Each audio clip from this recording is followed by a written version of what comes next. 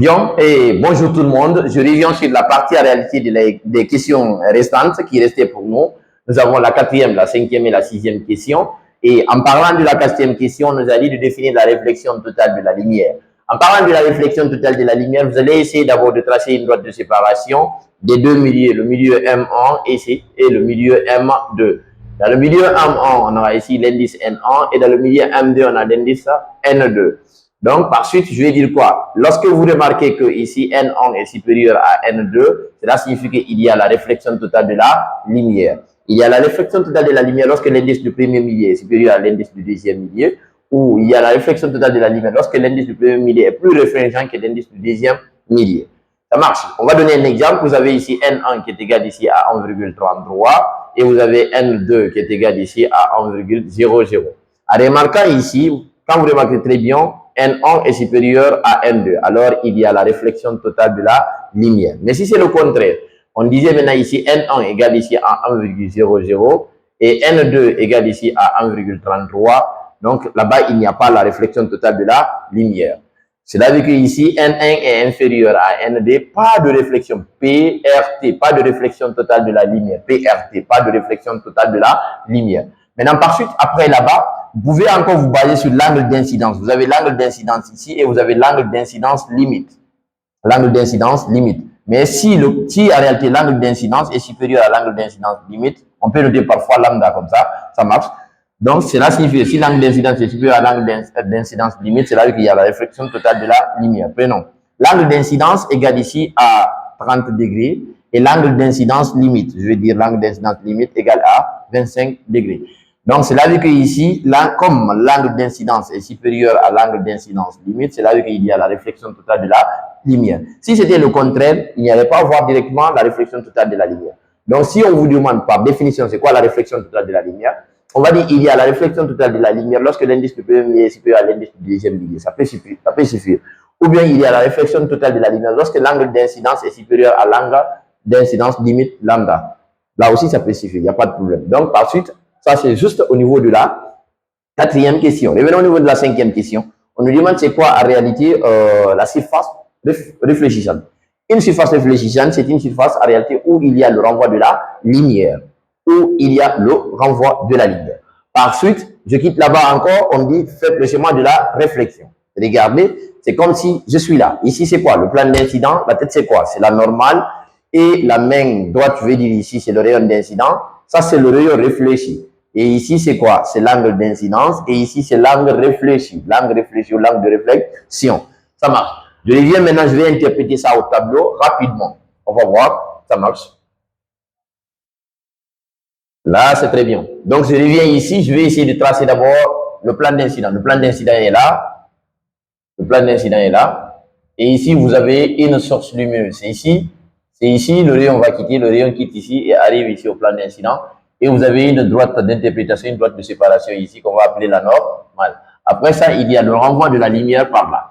Donc, ici, c'est quoi? C'est le rayon d'incident que je vais noter, I vecteur. Et la source est là et le point d'incident est là. Et ici, c'est quoi? C'est le rayon réfléchi qui est là, qui est noté par R.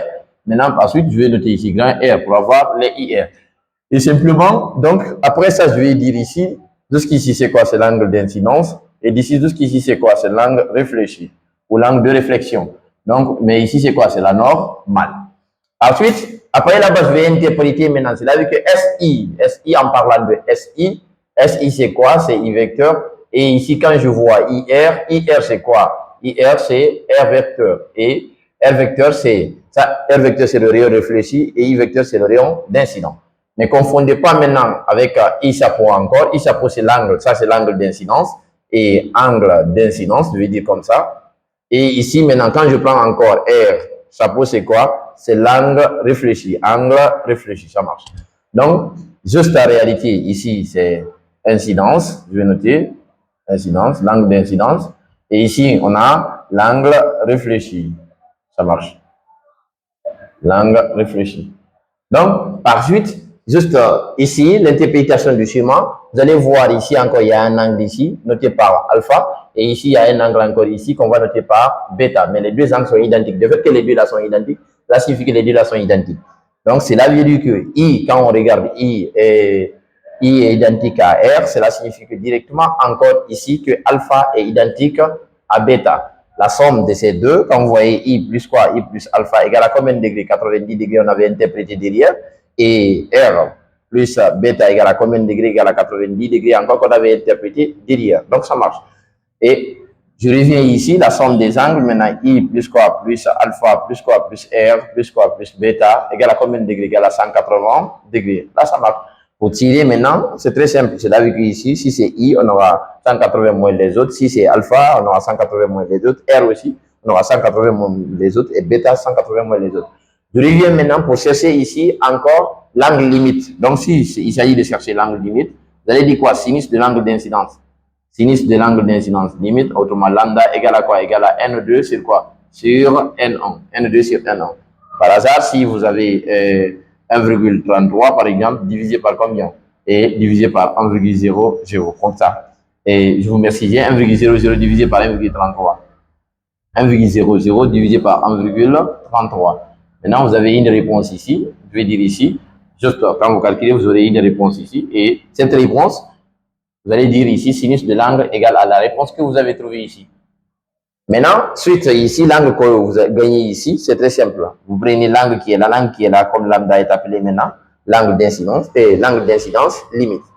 Et pour les types d'interprétation, c'est très simple. Donc, en résumé, on va dire quoi? On a interprété les trois parties, et c'est les 6 parties, je vais dire.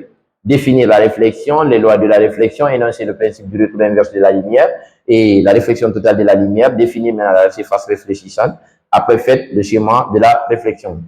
Si vous avez des questions, j'attends les questions dans les commentaires. Si vous avez des questions, posez les questions posez vos questions dans les commentaires, s'il vous plaît.